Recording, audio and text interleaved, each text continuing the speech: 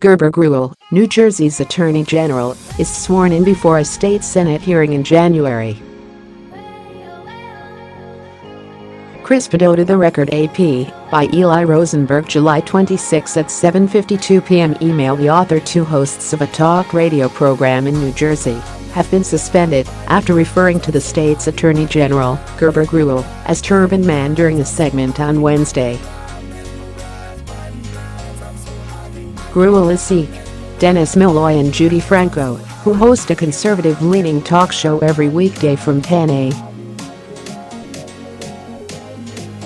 to 2 p.m. on New Jersey 101.5 FM, will be off the air for 10 days, the station announced. "We take these comments seriously and echo Dennis and Judy's sincere apology to Attorney General Gruel and his family, as well as the Sikh and Asian communities," Rhonda Castro, the station's president, said in a statement posted on its website.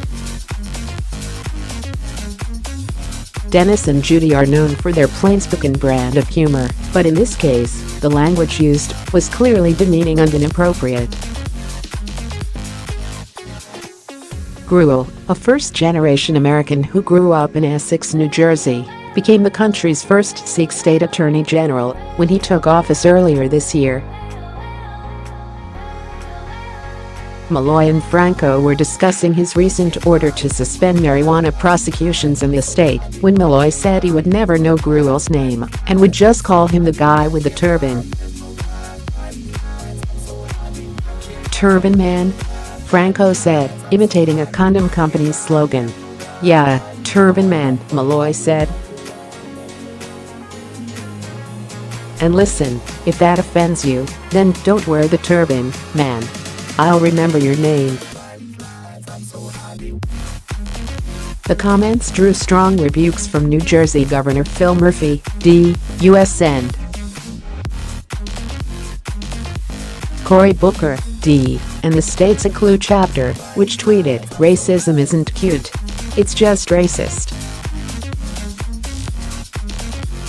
Outraged by the abhorrent and xenophobic comments mocking at New Jersey on the Dennis and Judy show, Murphy, who appointed Gruel, wrote on Twitter, "Hate speech has no place in New Jersey and does not belong on our airwaves." Gruel responded, as well. "My name, for the record, is Gerber Gruel," he wrote on Twitter. "I'm the 61st Attorney General of New Jersey. I'm a Sikh American. I have 3 daughters. And yesterday, I told them to turn off the radio." Sikhs in the United States have been the target of slurs and hate crimes and are sometimes confused with Muslims. Men who follow the religion typically wear a beard and turban. Gruel also shared a video from a speech he gave at the Asian Pacific American Institute for Congressional Studies in which he talked about the ways racism had affected his political career. "Scroll through any of the online comments about my work, or my office or any news story. It can really be stomach-turning," he said, noting that he'd been receiving death threats since he became Attorney General. "I have been called a towelhead, a raghead, a terrorist." In an interview with the New York Times last year as he prepared to take office, he spoke about how he was harassed after the September 11, 2001, attacks by a stranger who would wait outside his office and shout, "I found him, I found bin Laden." Malloy issued an apology to Gruel and the East Asian community in New Jersey on Thursday afternoon. "Speaking on behalf of Judy and myself today, in offering our heartfelt apologies to the Attorney General of the state of New Jersey, who is a man who certainly deserves more respect than our comments reflected on Wednesday," Malloy said in a video apology. "I made a mistake on Wednesday in saying something that was out of bounds, and it was wrong."